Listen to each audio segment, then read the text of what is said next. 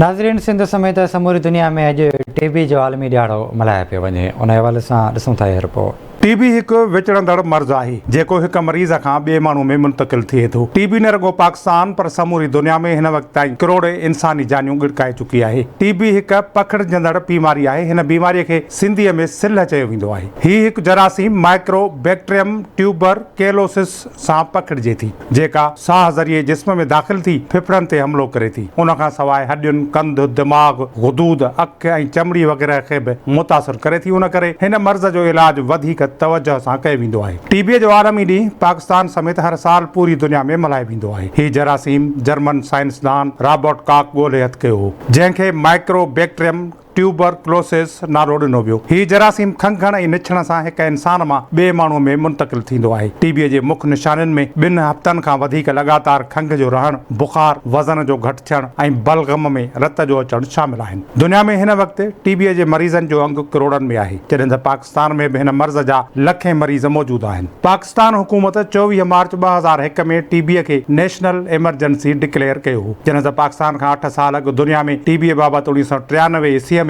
बैन अल-अक़वामी emergency जो ऐलान कयो वियो हो। जेतोणीकि हुकूमत पारां बि टीबीअ जे ख़ात्मे लाइ कोशिशूं जारी आहिनि, पर इहा रुॻो हुकूमत जी ज़िमेवारी न आहे। असां शहरनि जूं बि सिहतमंद समाज ॾिण में कुझु ज़िमेवारियूं आहिनि, जेके असांखे ईमानदारीअ सां पूरियूं करणु घुर्जनि। असां सभिनी खे घर घर वञी माण्हुनि खे टीबीअ जे मर्ज़ बाबति आगाही ॾियणु घुर्जे, माण्हुनि खे एहतियाती उपान ऐं इलाज बाबति ॼाण ॾियणु घुर्जे, त जीअं ॾेहवासी टीबीअ जे मर्ज़ मां छुटकारो हासिल करे सघनि।